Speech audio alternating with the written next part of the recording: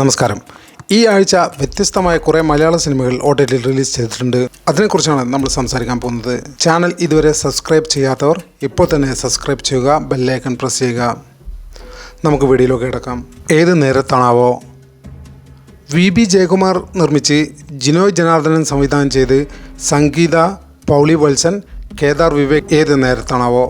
ഒരു ചെറിയ ഗ്രാമത്തെ പശ്ചാത്തലമാക്കിയുള്ള ചിത്രത്തിലെ ചിന്തിപ്പിക്കുന്ന സംഭവങ്ങളുടെയും മാനുഷിക ബന്ധങ്ങളുടെയും പോകുന്ന കഥ മിക്ക കഥാപാത്രങ്ങളും നമുക്ക് പുതുമയുള്ളവരായിട്ടാണ്. അതുകൊണ്ട് തന്നെ ചിത്രത്തിനൊരു ഫ്രഷ് ഫീലുണ്ട്.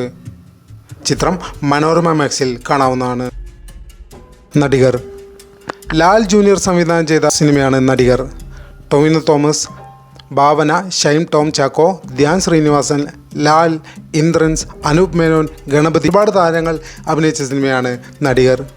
ചിത്രത്തിൻ്റെ പേര് പോലെ തന്നെ ഇത് സിനിമാ മേഖലയിലെ നടന്മാരുടെ ജീവിതത്തെ അടിസ്ഥാനം വെച്ചുള്ള ഒരു സിനിമയാണ്. വസ്തുതയോടും രാഷ്ട്രീയ പാശ്ചാത്തലത്തോടുമുള്ള ബന്ധങ്ങൾ ഈ സിനിമയിൽ ഉൾക്കൊള്ളുന്നു.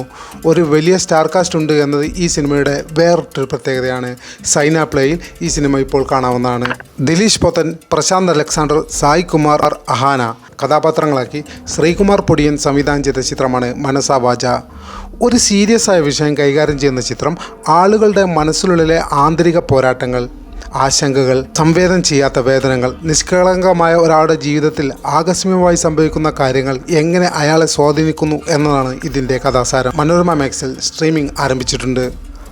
സസ്നേഹം ബന്ധുമിത്രാദികൾ എസ് വിപിൻ്റെ സംവിധാനത്തിൽ അനശ്വര രാജൻ, ബൈജു സന്തോഷ്, ആശീസ് നെടുമങ്ങാട്, നോബി മാർക്കോസ് എന്നിവരെ കേന്ദ്ര കഥാപാത്രങ്ങൾ അവതരിപ്പിച്ച ഏറ്റവും പുതിയ ചിത്രമാണ് സസ്നേഹം ബന്ധുമിത്രാദികൾ.